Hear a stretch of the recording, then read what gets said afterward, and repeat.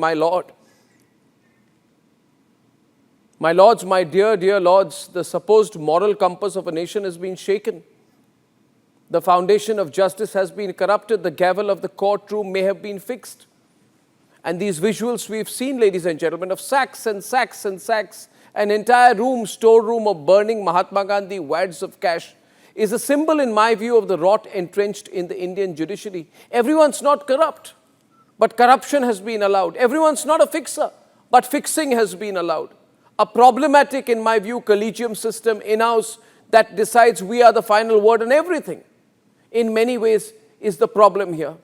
What the courts want to do, what the judges want to do is judge themselves, have the systematic final word on everything.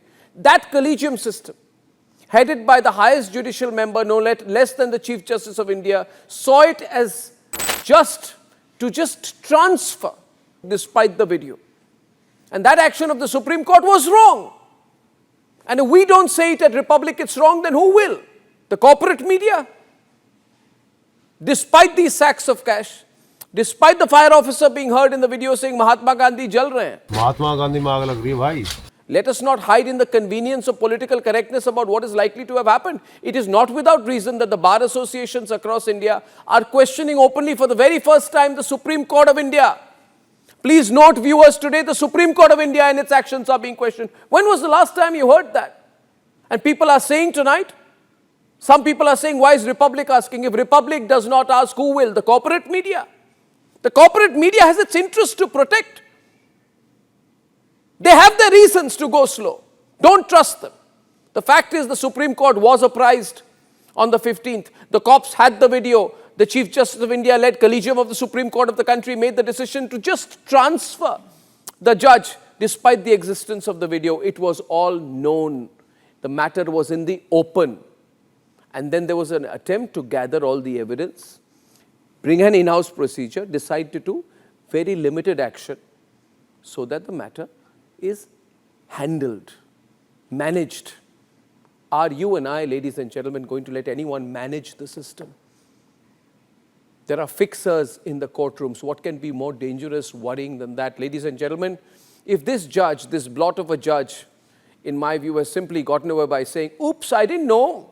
Maybe my gardener got the 50 crore rupees and my people didn't know. Then the rot that was unearthed in sacks of charred cash would have continued from Delhi, possibly to Allahabad, to everywhere else. How do you trust this judge? How do you trust any judge? And who are the fixers? I'm asking again. I'm not naming names, but mark my words. I'm told this: senior lawyers are fixers. Junior lawyers are fixers. The fixers exist.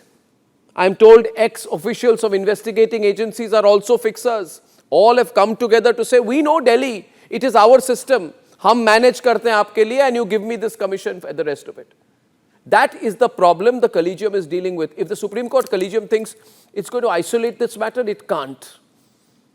How can the Supreme Court collegium transfer the judge and keep him in the system of justice? Why create a loophole? Why allow something that seems like a pardon in my view? Why did Justice Sanjeev Khanna allow that? An unacceptable sidestepping of the scale of corruption and the root of the issue and the scale of the possible crime. Let's say it as it is, ladies and gentlemen. Ladies and gentlemen, if it wasn't us in the media, if it was not Republic, the system would have ensured that the fire which happened on the 14th, a transfer order 7 days later, that would be the end of the story. And which is why I always say to the courts, don't try to suppress the media, don't judge the media, don't put down the media.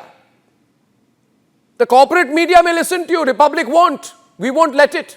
We will never let it, do we?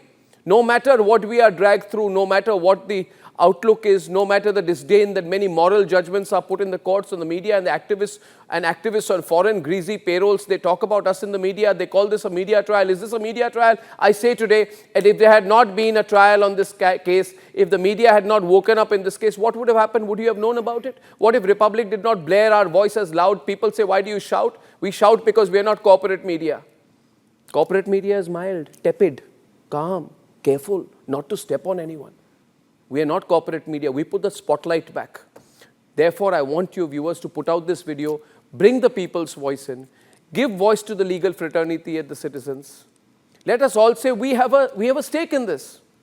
If there is a scale of systematic corruption so loud, then can you and I come together to directly and ask straight questions on what was happening. Was there an attempt to pardon the individual?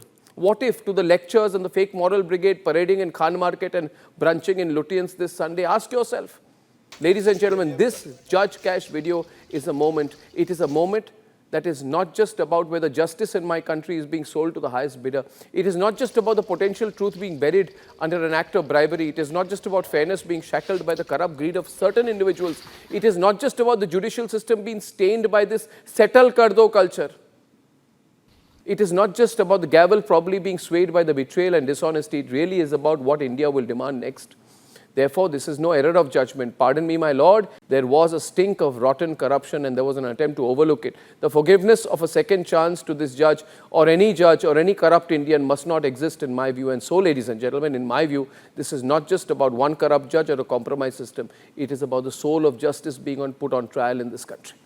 It is India's biggest judicial corruption scandal. This Judge Cashgate must steer next level reform and introspection. Don't try to make it an isolated case. Sacks of burning cash are screaming louder than the conscience of a courtroom. The stench of charred notes carries further than the voice of the law.